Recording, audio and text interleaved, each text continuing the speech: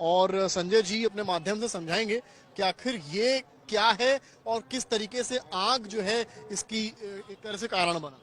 इसको समर्थ कास फूस बोलते हैं यहाँ की भाषा में, और ये फूस है और ये कास है, जो ये सारे हैं, ये बारिश जब जाने वाली होती है तो उस समय अपने आप पैदा होते हैं जमीन में, और खास करके गंगा यमुना के मैदानों में उधर ये होते हैं।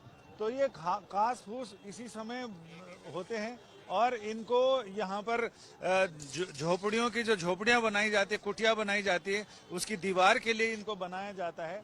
और ये सरकंडे हैं, नीचे इनके कटे हुए हिस्से हैं जिनको नीचे नींव मजबूत करने के लिए, और ऊपर ये दीवार लगाई जाती है।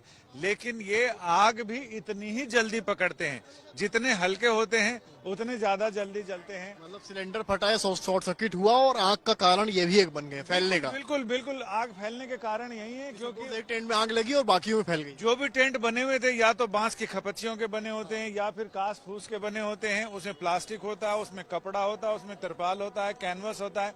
ये तमाम चीजें आग को तुरंत फैलाती हैं, और अगर हवा चल जाए तो उसमें सोचिए कि फिर तो कोढ़ में खाज। और हवा है यहाँ पर, हम अभी महसूस कर रहे हैं क्योंकि गंगा का घाट सीधे पीछे। उस समय भी हवा थी, और हवा के वेग से हवा इस तरफ की थी।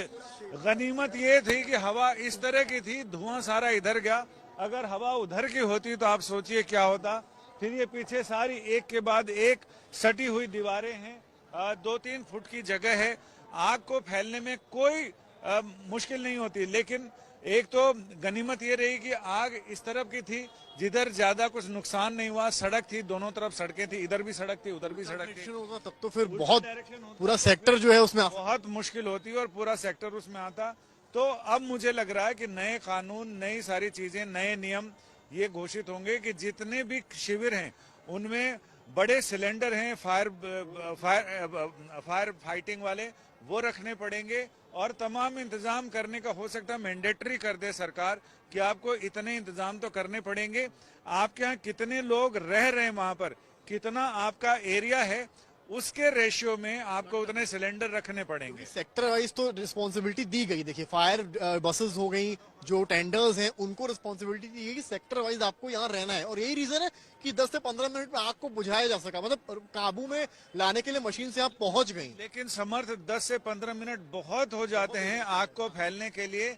हम कहते हैं फायर टेंडर जल्दी पहुंच गया, लेकिन उस जल्दी में भी एक समय लगता है, और वो एक्सटिंग्विशर्स रहेंगे तो वो नहीं होगा। वो अगर 2-3 मिनट के समय में आग चाहे तो बिल्कुल फैल सकती है, अगर उसको सही जगह मिल गई। आग और पानी ये दो ऐसी चीजें हैं जिनको फैलने में बिल्कुल समय नहीं लगता है, और जो बहुत बड़ा नुकसान कर सकती हैं। ये दोनों जीवनदायी हैं, लेकिन जीवन लेने वाले भी हैं। बिल्कुल संजय, और आप देखिए किस तरह से विश्लेषण किया संजय जी ने कि आग और पानी दोनों ही जीवनदायी भी हैं और कैसे नुकसान कर सकते हैं। जिस बात का जिक्र कर रहे हैं वो सामने की तस्वीर है, वो आप देखिए सामने की तरफ अगर, तो वहां कैंप्स जो हैं वो उस तरफ बहुत नहीं है। मेन रोड आ रही है सामने की तरफ, जहां से आपने देखा था कि मुख्यमंत्री का काफिला भी आया था, और वो सामने की तरफ जो थे वो रुके थे। लेकिन अगर डायरेक्शन हवा का कुछ और होता तो क्या होता, ये एक बड़ी ठीक है समर्थ, एक और चीज जरा मैं आपसे जानना चाह रही हूँ, क्योंकि जैसे ये आग धधकी बहुत सारे मानक, क्योंकि यहाँ पर सबसे ज्यादा जरूरी है कि जो लोग वहां फंसे उनको निकाला जाना, फिर दूसरी प्राथमिकता की आग और तेजी से ना फैले इसके लिए जो प्रयास हैं वो किए जाने, और फिर आग पर नियंत्रण पाना वो तो तीसरा प्रयास जिस पर रहे।